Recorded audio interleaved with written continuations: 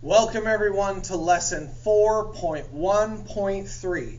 Now before you guys took off for Thanksgiving vacation, we were working on looking at tile patterns. What was their growth? What was their beginning value? And we took a lot of that information and we color coded it. Do you remember color coding those tile patterns? Then we color coded the table and we color coded the rule. And so today we're going to extend on that, connecting linear rules and graphs. So we're focusing on the connection here.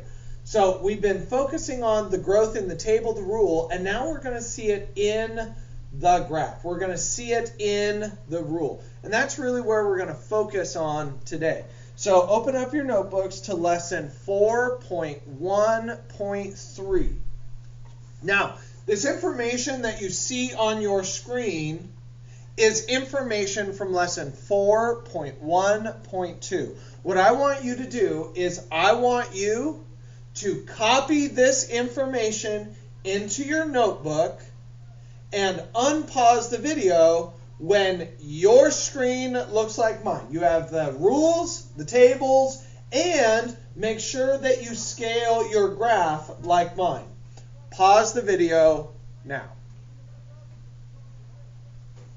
Okay, so what you have done is you have copied all the rules, all the tables, and the graph, and what we're ready to do is we're ready to start graphing the points. So here we go.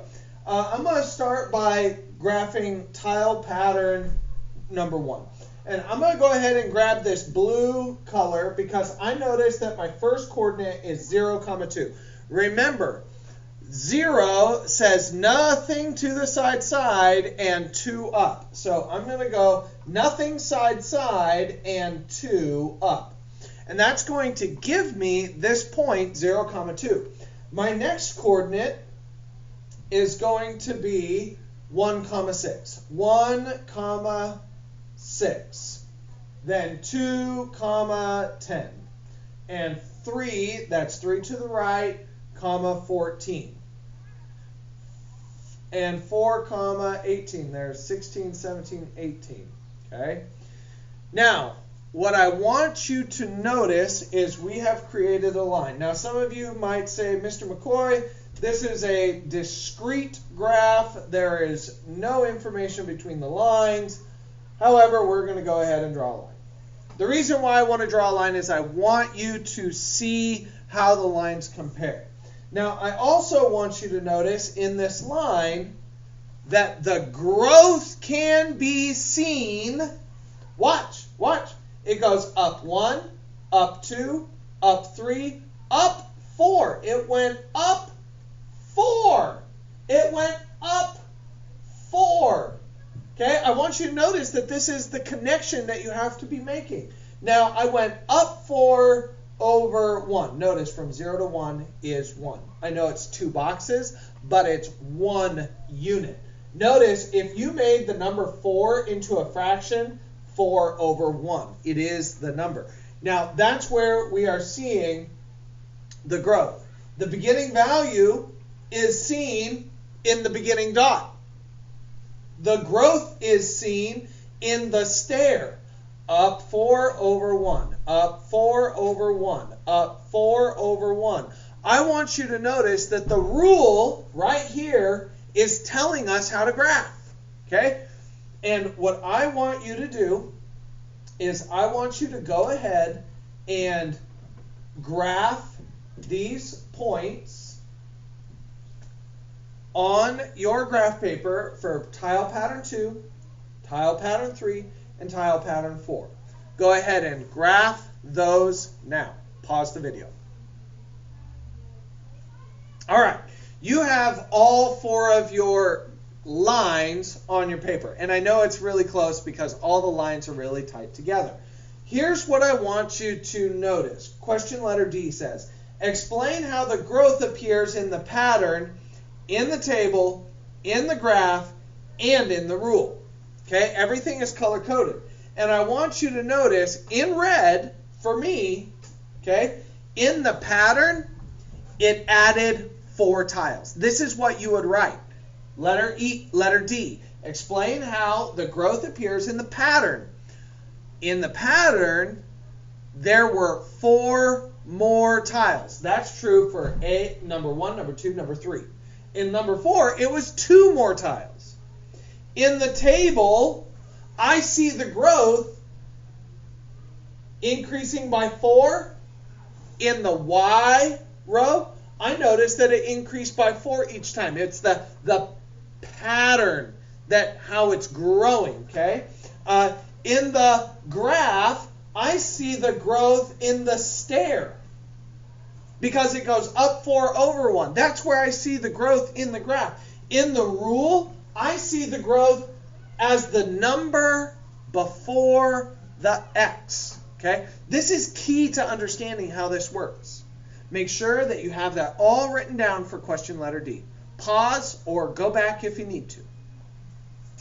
Question letter E. What connections do you see between these representations? For the last couple days, before break, we did the tile pattern challenge on those posters, right? And what connections do we see here today? There are 4 connections. 4 representations, I mean. And all 4 of these representations say the same thing, but in a different way. All 4 representations say the same thing in a different way. You need to write that down. Because, see, all of them are conveying how many tiles are in what figure. All of them. But they show it in a different way. Pause if you need to and write that down. The second problem for today. The graph at right contains information about 3 new tile patterns. Remember, in this course, tile patterns will be considered to be elements of continuous graphs and thus be graphed with a continuous line. That's why they're not discrete. We're doing this so that we can see the lines. Answer the following questions as an individual if you're watching this online, okay? Question, what information does the circled point O tell you on the graph? So what does this tell you? Okay, notice which figure number and number of tiles. Oh, it tells you the 4th figure has 10 tiles. You need to be able to notice this pattern. Letter B, find the growth of each tile pattern. So I'm going to do problem letter A, okay, and you can do B and C. Letter A says, I notice the growth stair. Because in the previous problem, we were talking about how we see growth in the graph. Notice that it goes up 2 tiles in 1 figure number. Notice I need to pay attention to my dependent variable, the real world quantity, to know what we're talking about.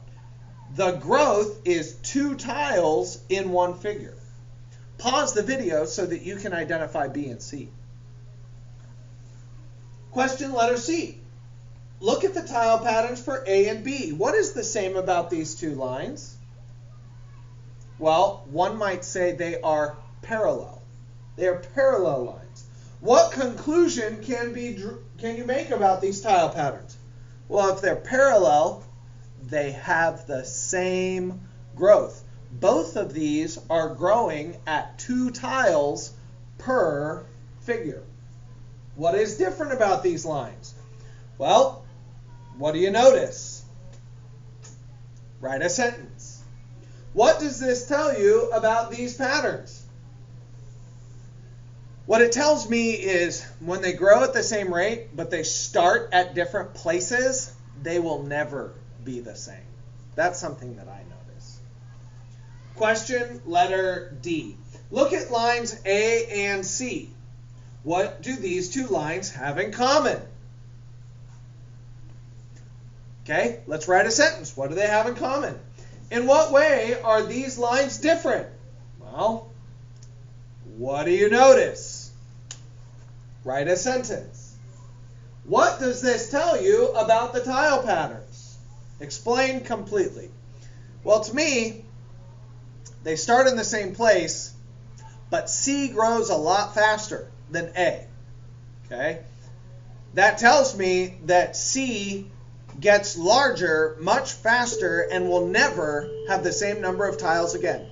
Sounds like I need to get back to teaching regular kids, so thanks for tuning in to today's YouTube lesson for these two problems. If you need to go back and review any lesson, they're always here in Google Classroom. Thanks for tuning in. See ya tomorrow.